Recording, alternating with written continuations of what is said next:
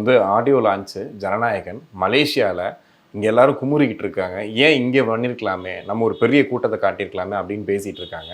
குழப்பம்னா அதில் ரொம்ப தெளிவாக இருக்குது. அதே மாதிரி ஏன் இங்கே நடத்தலை என்று குமுறுகிறவர்களை அப்படி கூட்டமாக கிளம்பி கோட்டையில் போய் தமிழ்நாடு முதலமைச்சர் ஸ்டாலின்கிட்டே கேட்க சொல்லுங்கள்.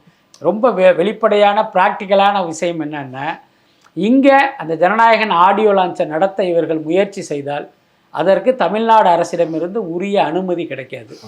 என்ன காரணம் அப்படின்னா, இப்போ உதாரணத்துக்கு நேரு இண்டோர் ஸ்டேடியம் அதுதான் அதிக பார்வையாளர்கள் கொண்ட ஒரு அரங்கமாக இருக்குது. பல படங்களுடைய ஆடியோ லான்ச் அங்கே தான் நடக்குது. இப்போ அதுக்கு ஜனநாயகனுக்கு நீங்கள் போய் கேட்டிங்க அப்படின்னா கண்டிப்பாக திமுக அரசு வந்து பர்மிஷன் கொடுக்காது. அதையும் மீறி கொடுத்துட்டாங்கன்னு வச்சுங்க, போலீஸ் வந்து உரிய பாதுகாப்பை கொடுக்க மாட்டாங்க. அப்போ அங்கே ஏதாவது அசம்பாவிதம் நடந்தால் என்ன சொல்லுவாங்க எல்லாரும், எப்பா கரூரில் 41 பேரை காலி பண்ணீங்க, திருப்பி இங்கே வந்து பண்ணிட்டீங்களே அப்படின்னு ஒரு தீராத பழியை கொண்டாந்து அவர் தலையில் போட்டுருவாங்க. அப்போ அவர் என்ன யோசிச்சார், சரி வேண்டாம், விஜயை பொறுத்த வரைக்கும் ஆடியோ லான்ச்சே நடத்த வேணாம் அப்படிங்கிறது தான் அவருடைய எண்ணமாக இருந்தது. நான் கேள்விப்பட்ட தகவல் அதுதான்.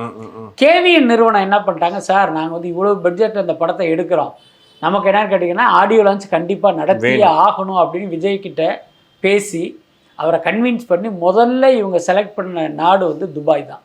துபாயில் நடத்துகிற மாதிரி பிளான் பண்ணி தான் சில வேலைகள்லாம் பண்ணாங்க. அப்புறம் ஏதோ ஒரு காரணத்தினால வந்து அங்கே அது வந்து ஒர்க் அவுட் ஆகலை. என்னுடைய கணிப்பு என்னென்னா, துபாய்ங்கிறது வர வர பிரசாத் லேப் மாதிரி ஆயிடுச்சு. என்ன டெய்லி ஒரு 10 நிகழ்ச்சி அங்கே நடந்துக்கிட்டு இருக்கு. அதனால் அது சரியாக இருக்காதுன்னு முடிவு பண்ணி மலேசியாவை அவங்க தேர்ந்தெடுத்திருப்பாங்க.